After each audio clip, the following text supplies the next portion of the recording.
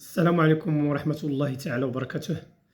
كنشكر جميع متابعينا الأوفياء اللي شجعونا في الفيديو السابق وراسلونا يعني عبر كومنتيرات أو في الخاص، فكنشكركم ومسيرة موفقة للناجحين في شهادة البكالوريا، وحظ موفق إن شاء الله للناس اللي في الاستدراكية أو حتى اللي مساعفهمش الحظ في السنة المقبلة.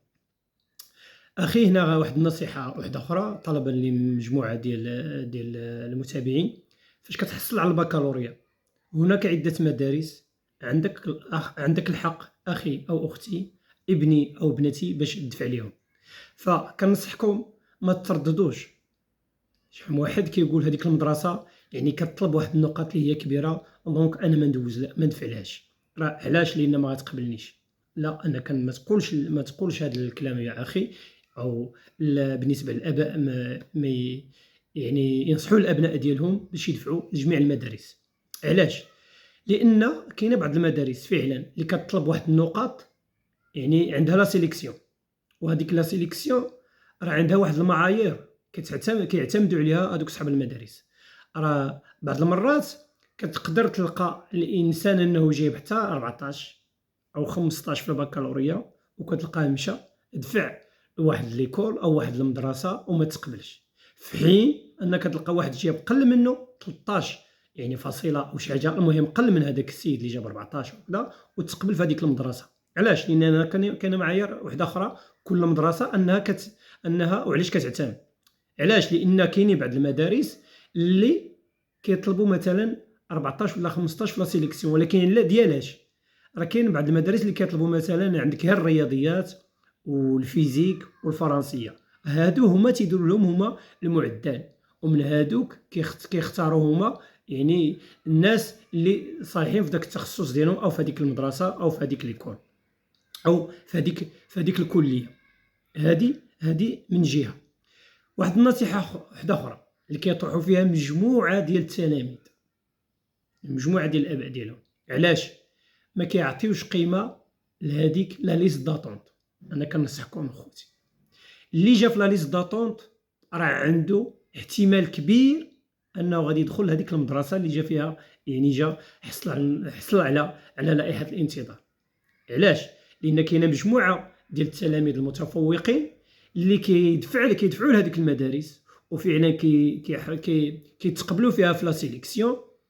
فاش كيتقبل كيعاود يكون هو اصلا دافع مجموعه ديال المدارس، في الاخر كيختار واحد المدارس وحدين اخرين. علاش؟ لانه هو كيكون دايرهم بالترتيب، كيقول هذه المدرسه الا ما جاتش هذه المدرسه غنمشي لهذه المدرسه، الا ما جاتش هذه المدرسه غنمشي لهذه الكليه، والا جات وهكذا. يعني كاين بعض المرات اللي كيكون واحد الانسان في لائحه الانتظار، هو تيقول راني في لائحه الانتظار، تيمشي بحالته وما كيبقاش متابع الدوسي ديالو ويعني والترشيح ديالو.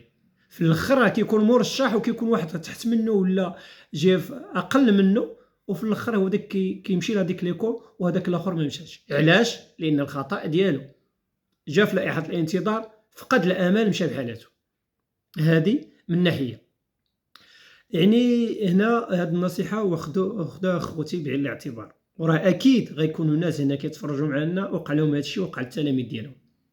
كاين بعض المرات مثلا نعطي مثال، بعد مثلا كليه الطب لان كتختلف من مدينه لمدينه.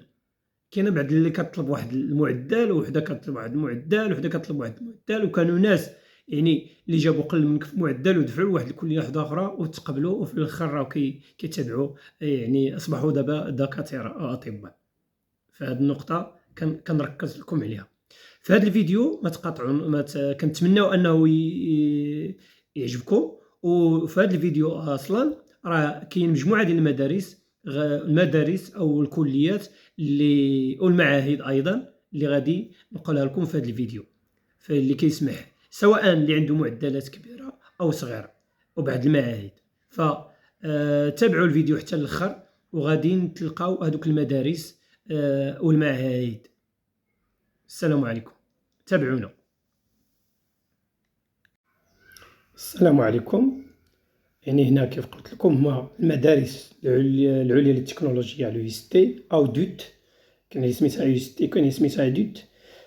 اللي كيهمنا هو اخر اجل هو 29 يوليوز، والإعلان عن المقبولين كيكون في 3 غشت، وكتكون بدون مباراة.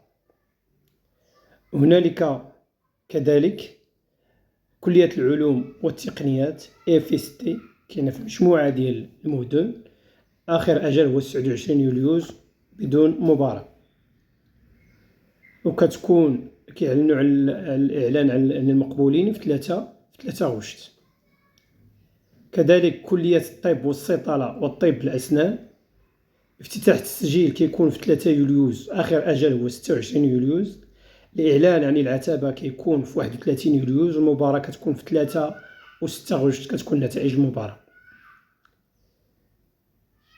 هنا المدارس الوطنية العليا للفنون الجميلة الإنسان كيكون آخر أجل 25 يوليوز، المباراة في 27 و 1 غشت نتائج المباراة.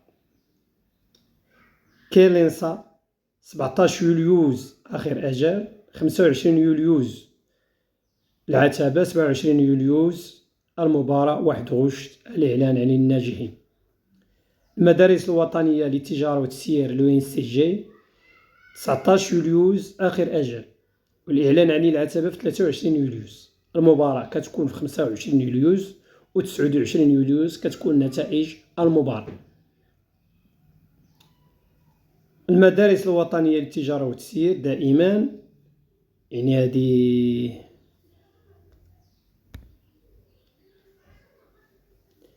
كيف قلت 23 يوليوز، المباراة كتكون 25 يوليوز ونتائج المباراة كتكون في 29 يوليوز. l'ONCG هذه عاودتها ماشي مشكل. هنا شهادة التقني العالي BTS كتكون آخر أجل في 12 يوليوز، والتسجيل كيكون مفتوح، فحظ موفق، كتكون تكنيسيان سوبيريور. هنا لينام المدرسة الوطنية للفلاحة بمكناس، تسجيل مفتوح، آخر أجل هو 14 يوليوز، كيكون فيها يعني لا سيليكسيون والمباراة. كاين وكذلك معهد الحسن الثاني للزراعة والبيطرة إياف، آخر أجل 30 يونيو و 14 يوليوز المباراة، فحظ موفق. هناك كذلك المدارس الوطنية للهندسة المعمارية لنا، التسجيل مفتوح، آخر أجل هو 12 يوليوز، الإعلان 24 يوليوز، المباراة 28 يوليوز، ونتائج المباراة كتكون في شهر 8 أغسطس. المعهد الوطني للتهيئة والتعمير إنايو، افتتاح التسجيل كيكون في 17 يونيو وآخر أجل هو 14 يوليوز. العتبة إعلان عليها كيكون في 31 يوليوز. 8 شتنبر المباراة، 23 شتنبر لوغال. معهد تويسيت ومراكش بالنسبة للطاقة والمعادن، هادو اللي عنده ما بين 10 و 13. كاين التكوين المهني OFPTT، كاين في مجموعة ديال المدن المغربية وتقريبا جميع المدن. هناك تخصصات التكنيسيان يعني سبيسياليزي، فحتى هي يعني راها مزيانة.